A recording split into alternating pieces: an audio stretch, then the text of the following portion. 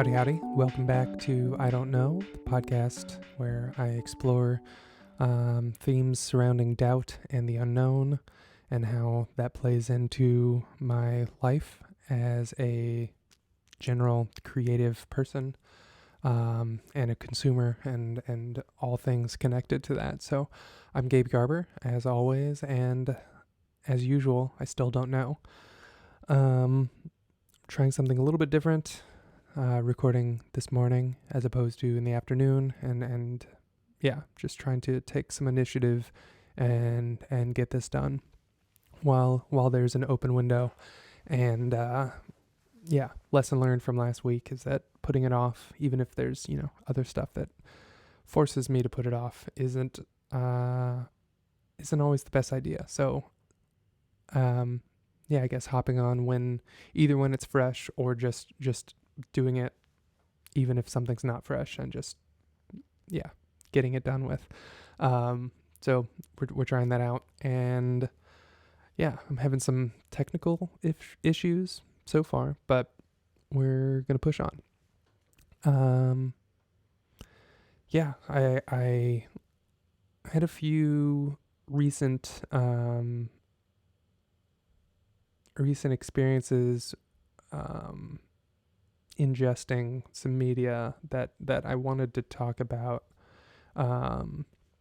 in previous episodes or two, and didn't get around to. So I figured I would just get into it right off the bat, kind of do a quick little reporting on these, one's a movie, one's a book. So that I recently consumed, that I thought fit in pretty well with the general vibe here. So I guess, yeah, we'll just jump right in. I'll start with the movie. A few weekends ago, my girlfriend and I decided to watch a foreign film. It was available on Film Forum, and it's one of the foreign Oscar contenders. This one's from Hungary. It's called Preparations to Be Together for an Unknown Period of Time.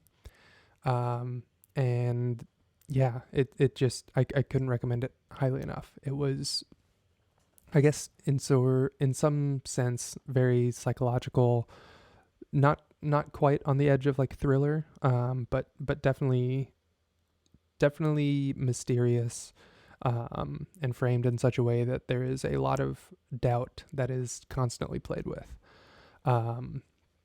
It's set in Budapest, and first things first, it's just a visually beautiful film. The cinematography throughout, it was almost comical how every scene was seemed to be framed within just the most exquisite landscape, or even interior shots. The architecture and interior design of some of the buildings we got to see, it was just an overload of just beauty throughout, and that being butted up against this story of yeah, I guess it's just like this what's the word I'm looking for, kind of insatiable kind of quest, or yeah, I don't know, it's like that's not the word I'm looking for. It'll come to me, but essentially the premise of the movie, it centers around a neurosurgeon, like a brain surgeon, who's kind of a big deal. She's from Hungary originally, but has spent almost 20 years, I think, in New Jersey working for a neurosurgery center, and is kind of like a superstar in the field, named Marta. And so I think it actually all starts, we never really see her in New Jersey, other than a few cuts back to footage of her at a neurosurgeon neurosurgery conference that takes place in the States.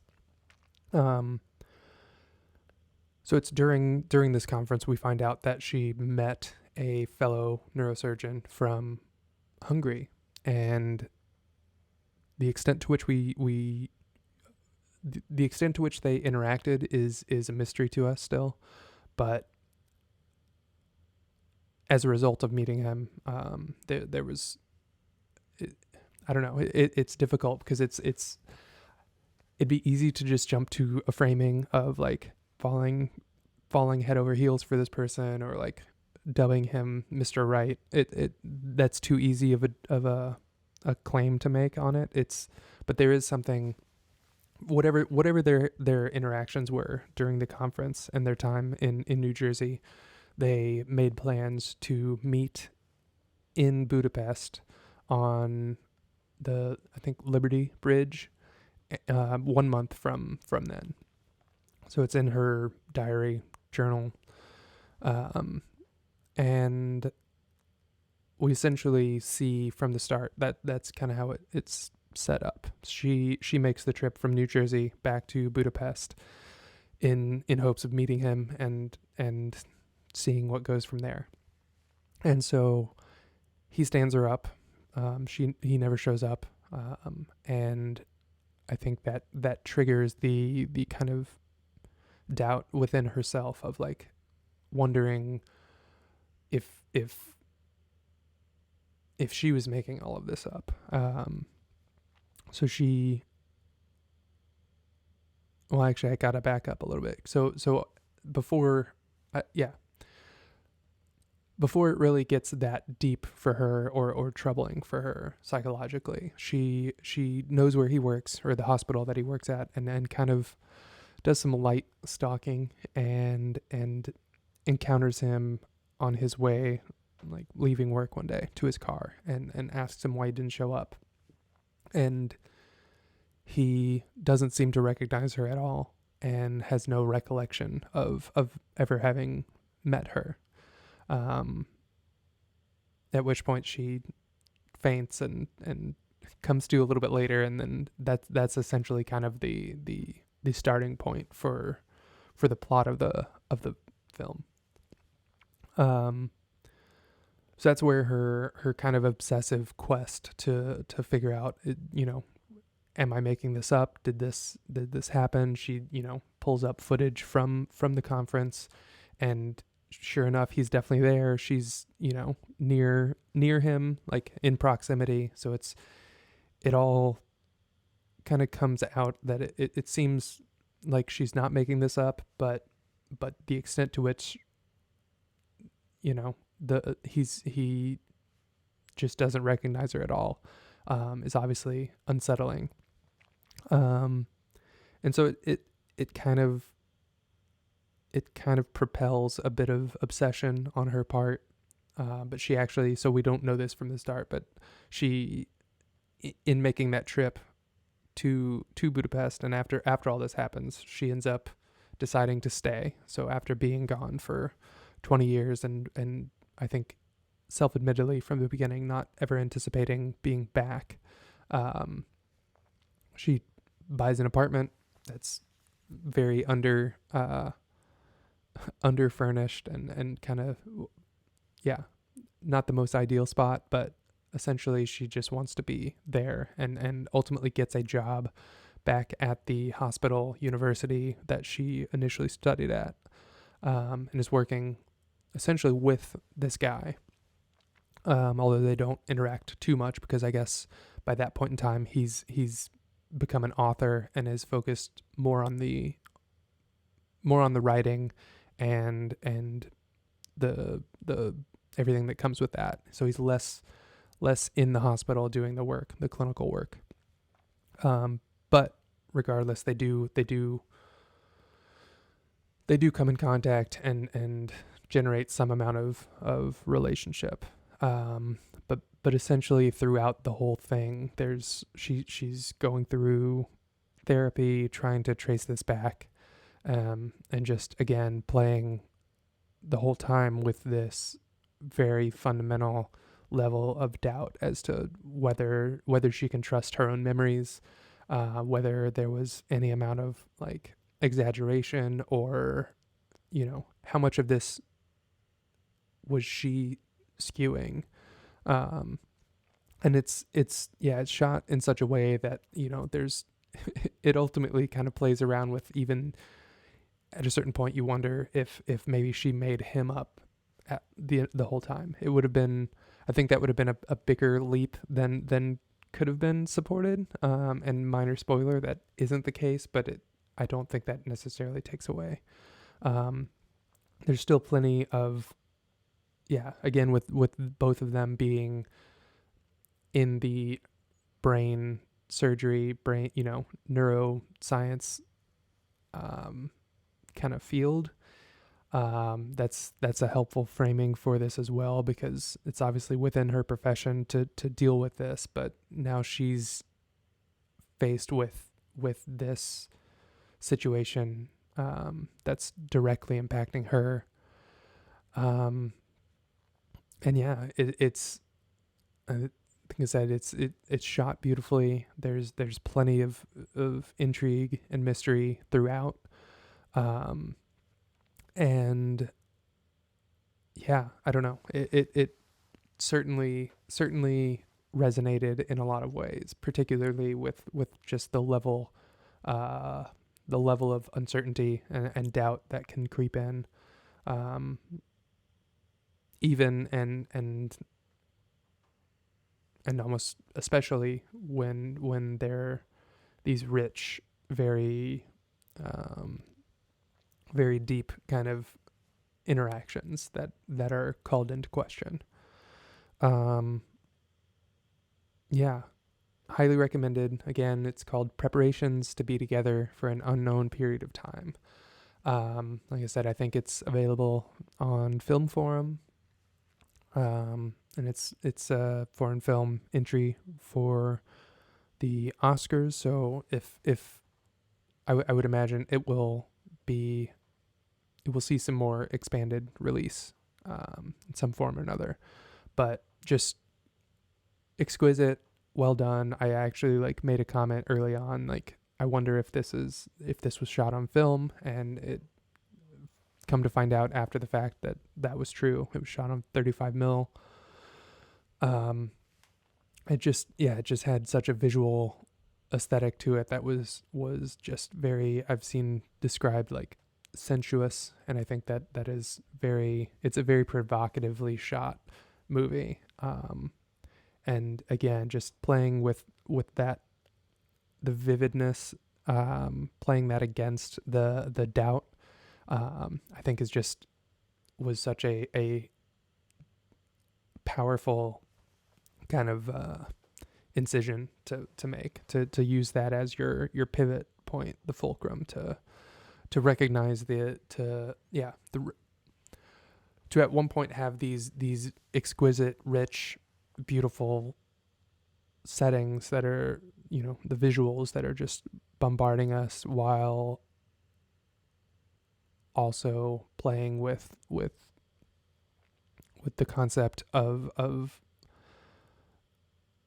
uncertainty, even of your own memories. Like I said, very powerful, beautiful film. So highly recommend it. The other bit of consumption that I wanted to particularly point out was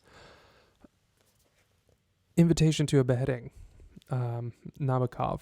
I am admittedly new to the Russian literature game, but this was a quite an entry into the genre. I think it was just a thrift store pickup not too long ago, for whatever reason, but it took the dive in and really couldn't put it down. Obviously he's known for some other stuff, but this was essentially, it was just an entertaining read, had some Kafka-esque qualities to it, of just essentially someone is sentenced to prison and sentenced to an execution,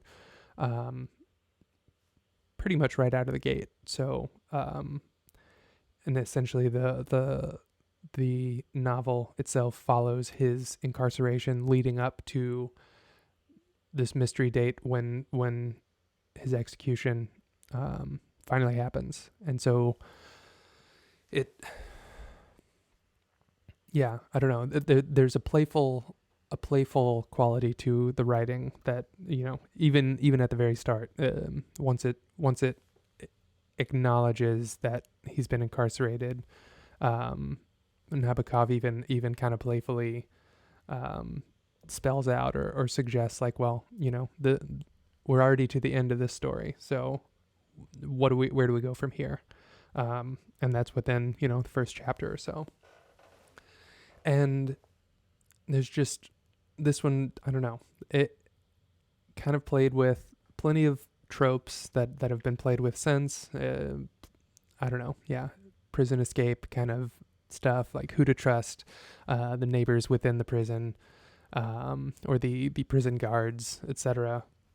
There's plenty. It just seemed to draw out so much from the mundane qualities of a very limited existence.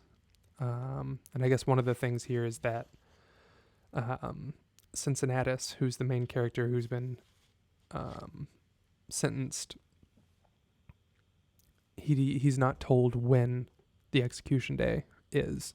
So he's kind of stuck in this liminal space of knowing that his time is numbered, or his days are numbered, but not knowing that number. Which, again, when simplified down, it makes the comparison easier to notice. But there's several passages where he attempts to jot down ideas and thoughts and write his life down in order to document it, but he essentially gives up each time, just saying, I don't have enough time to properly document what I want. There's no way to know, and it would be the case that the minute I start in earnest trying to get everything down that day or the very next day would be the end of it. So, and I think that was something that spoke to me consistently throughout the book, was just these limitations on any sort of creative endeavor, or jotting things down, or documenting things down, to this diminishing thought of like, I don't know, maybe it was more of an attempt to sum up one's life starting at any point in time, kind of misses the point that the story of your life has always been going on. It's always being unfolding. It's always unfolding. But to the extent that any of us attempt to do any sort of creative documentation during our life, it's easy to hype that up into something much more meaningful than it actually is, to the point that it actually keeps us from doing it. And in his case, again, just saying, like, the arbitrariness, or the not knowing when his day will come, and the mystery of that, which obviously is all of us have that. We don't know. I mean, we're obviously, sentenced to death the minute we're born. But none of us actually know when that will come. So we can let that kind of hold us down and keep us back, and let that be an excuse not to pursue something for fear of leaving it incomplete. But that's kind of the counterintuitive quality there is we're both kind of, anything we attempt is going to be incomplete because as long as we're still alive. Like any documentation, any project we work on is not going to fully encapsulate our life's story, so to speak. So it's these projects that are all kind of sub projects on this macro level existence that we have, that we occupy for a temporary amount of time. These projects, it's very easy to inflate the importance of those projects, whatever that may be. But it's also very easy to let that realization that whatever you work on will be incomplete, or could be incomplete. And I don't know. I think there's that intuition comes from something which is legitimate. It is, like I said before, it's, our lives can't be complete until that day finally comes. And the thing here that it jogged for me was recognizing that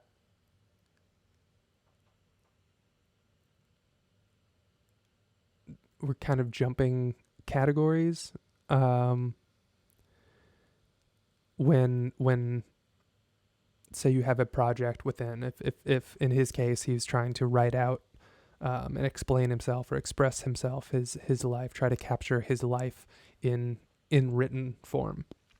So that would be a no matter how you look at that, that's a project that is under the umbrella of the large overall project of his life.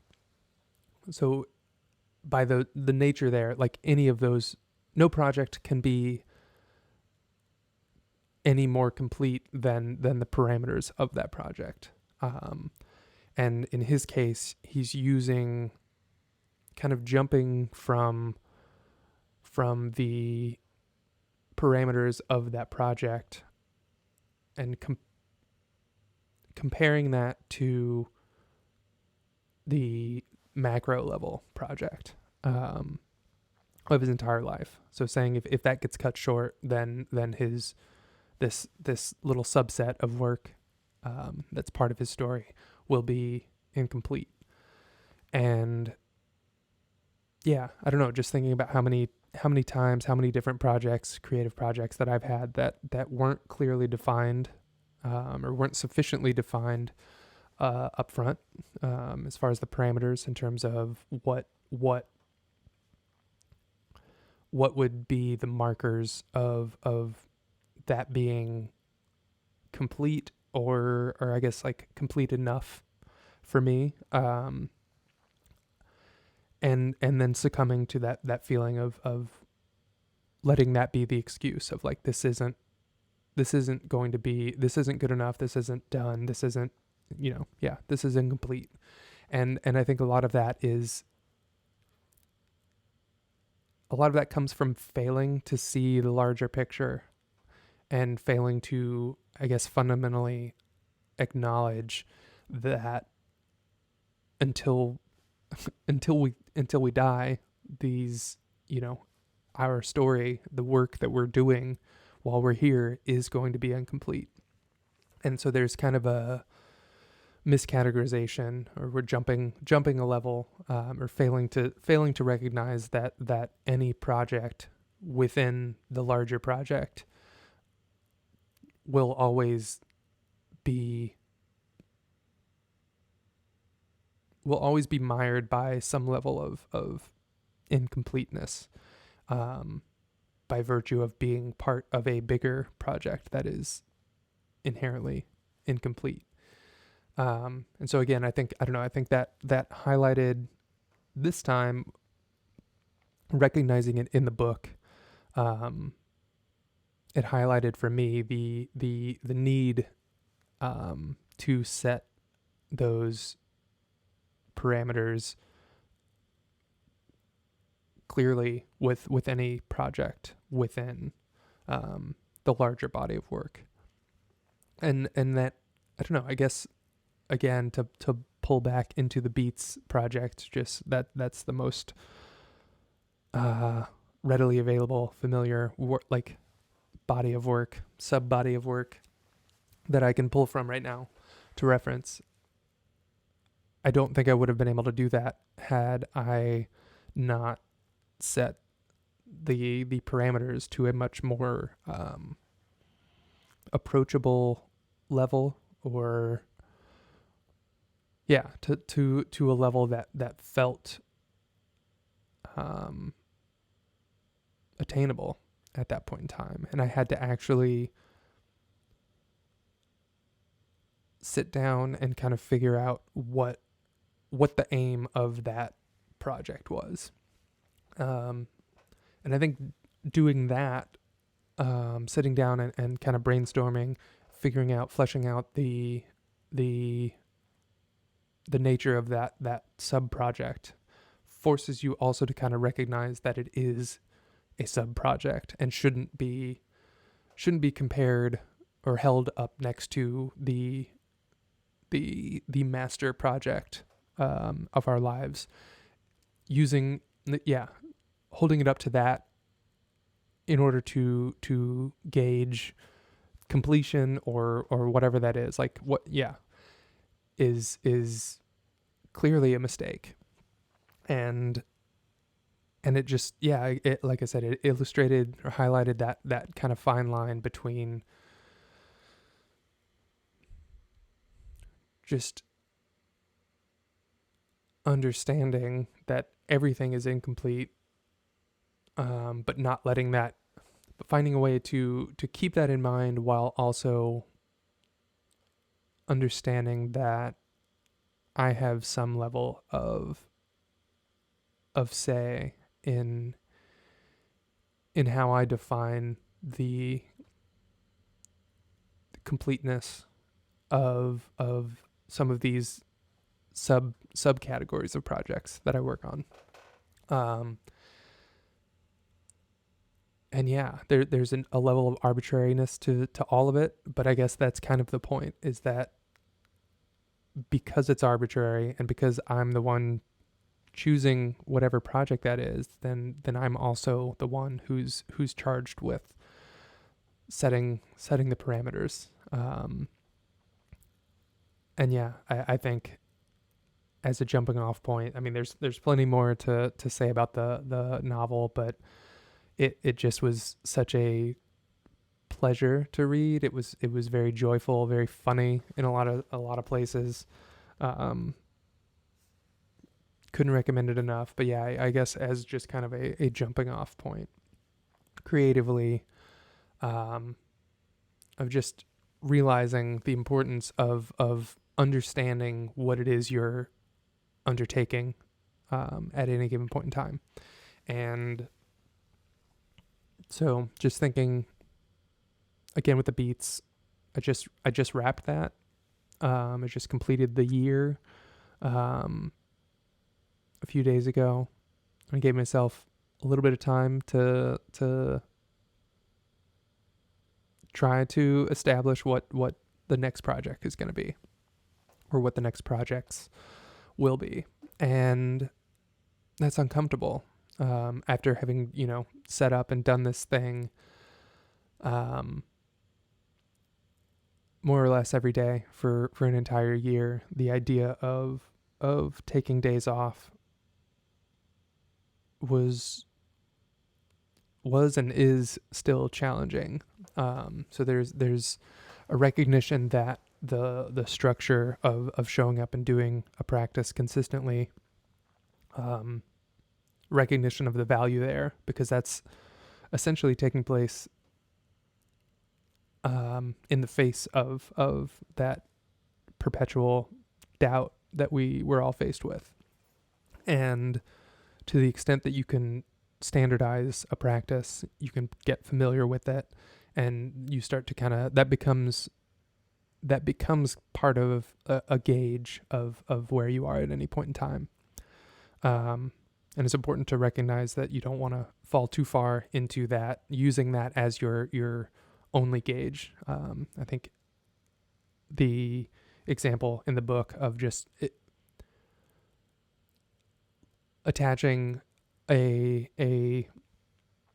micro level project to the macro level project of your life it's not helpful, and a lot of times it can get in the way of you actually showing up and doing the work, or it puts on a bunch of undue pressure. So yeah, I'm kind of right now in that space of being done with one project based on the parameters that I set for it. And there's been plenty of questioning of like, do I just keep doing it indefinitely? I'm familiar with the process. It's easier now than it was a year ago when I started it. But there also is that understanding that, that feels like it might actually be taking the easy way out. And then, yeah, just the discomfort that I feel when I'm, maybe not doing anything, or, that gets amplified and heightened when I'm not doing something, especially after having done it. So I know for sure that I want to find some practice, some consistency in a new area. And so right now I'm just kind of in that space of not knowing, at a much larger level than I was during the Beats project, of like every day I, didn't know what that day's beat would be. Whereas right now I'm kind of in a position of not knowing what today's endeavor will be, or zooming out a little bit more, not knowing what the, the next larger project is going to be, what I'm even aiming towards. And yeah, that's difficult and uncomfortable, and coupled with a bunch of other things going on. It's just, I'm looking for work and trying to navigate continuing, being stuck at home, limited lifestyle opportunities. It's all challenging, and it's being aware of it at least has helped cut myself some slack in terms of just letting it be okay to take a day off. Obviously, like, burnout is a real thing, and yeah, it's no joke at times. But also having some time to sit back with that discomfort, I think is a larger part of this recognition that having some idea of what it is I want to be pursuing is important. So it's not that I'm not working on anything. It's just taking a much different form than what I'm used to, where right now the parameters are much looser. And there's a lot more unknowns to sort through and kind of organize in a way. And so, yeah, I don't know. I think that's an important lesson that I'm trying to carry with me right now, is just recognizing that there's a lot that's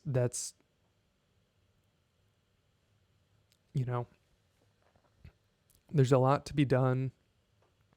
There's a lot of options of as far as like what I have as possibilities to pursue. And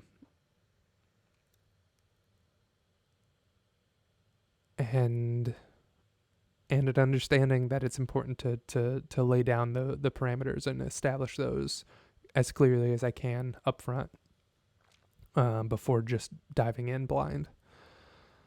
That said, essentially every minute of time that goes by that I'm not doing that, well, I guess it's easier to track progress when the parameters are set.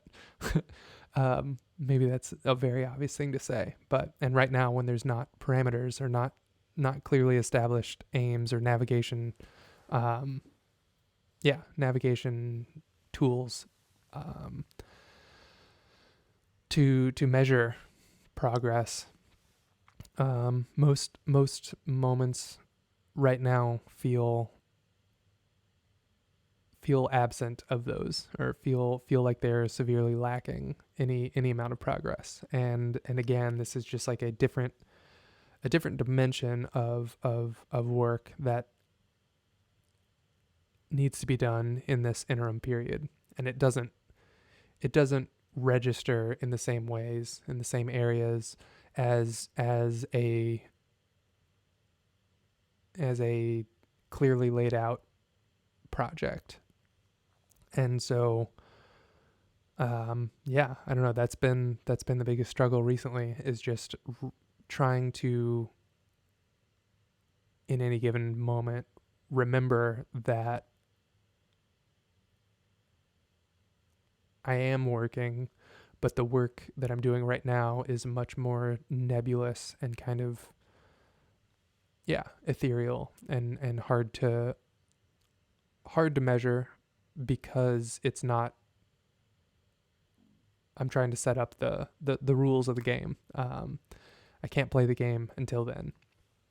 And so, I don't know. I guess there's patience that I can still, work on and develop and